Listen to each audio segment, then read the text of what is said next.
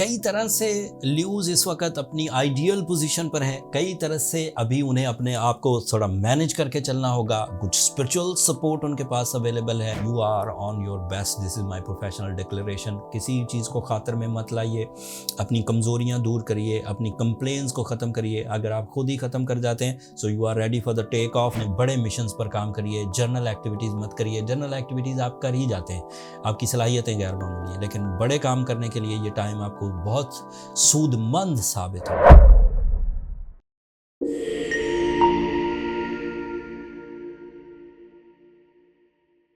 अस्सलाम वालेकुम लियोज़, मैं हारिस अज़मी प्रोफेशनल एस्ट्रोलॉजर आपकी खिदमत में हाजिर हूँ इस हफ्ते की एस्ट्रोलॉजिकल रिसर्चेस के साथ। ये फरवरी के आखिरी दिन है, कुछ 28 फरवरी से 4 मार्च तक।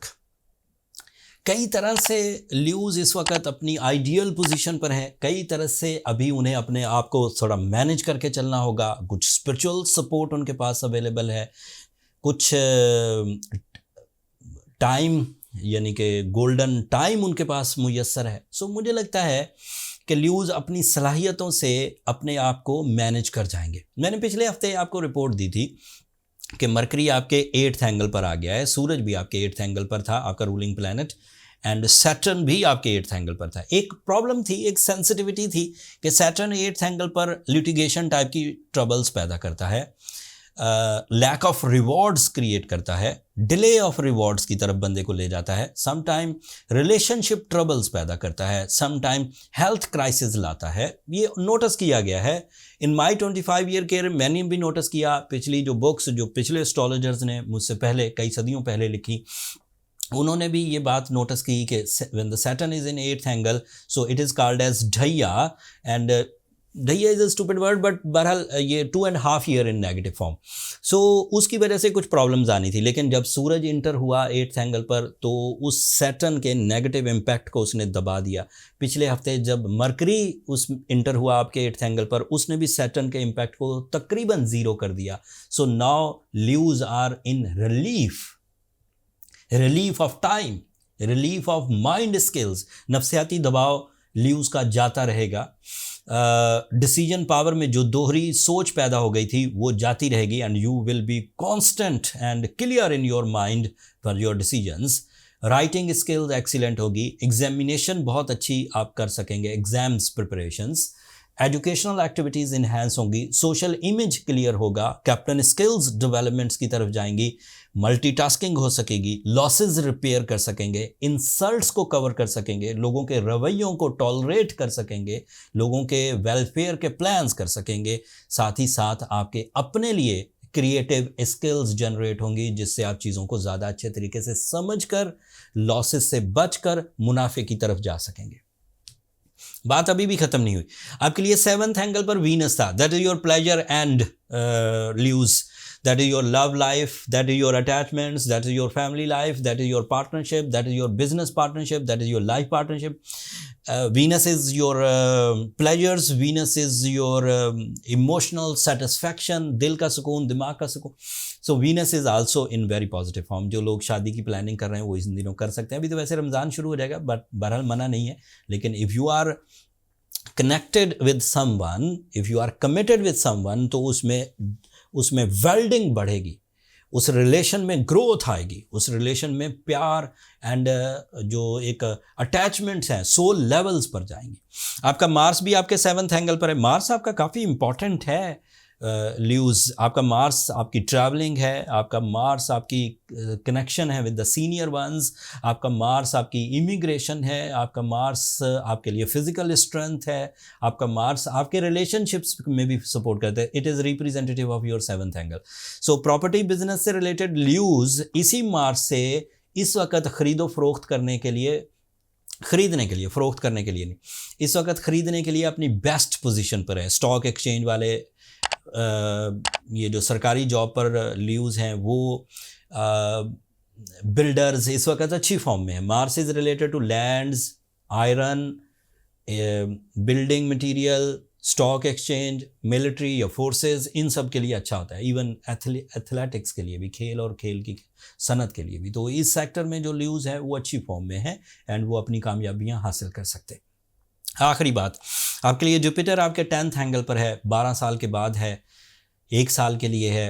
And 10th angle means your career, 10th angle means your multitasking, 10th angle means your sudden gains, 10th angle means your job, 10th angle means your एक से ज़्यादा कारोबार, एक से ज़्यादा जगहों पर या एक से ज़्यादा तर्ज के मुख्तलिफ नौइयत के कारोबार, तो वो भी बहुत अच्छी फॉर्म है। Leos, you are on your best, this is my professional declaration. किसी चीज़ को खातर में मत लाइए, अपनी कमज़ोरियाँ दूर करिए, अपनी कंप्लेंट्स को ख़त्म करिए। अगर आप खुद ही ख़त्म कर जाते हैं, so you are ready for the take off, this is my professional statement. अगर आपको लगता है कि आपके अंदर उलझन बढ़ गई है, अगर आपको लगता है कि आपके अंदर डर या खौफ या आइसोलेशन पैदा हो गई है, अगर आपको लगता है कि लोगों के रवैये आपके साथ ठीक नहीं है, अगर आपको लगता है कि आप खुद ही उतने एक्टिव नहीं रहे जितने आप एक्टिव हुआ करते थे सॉरी, तो आपको इस वक्त ज़रूरत है 2 रेमेडीज़ की। एक तो ये स्पिरिचुअल डेज़ चल रहे हैं शोबान के, एंड फिर रमज़ान शुरू हो जाएगा।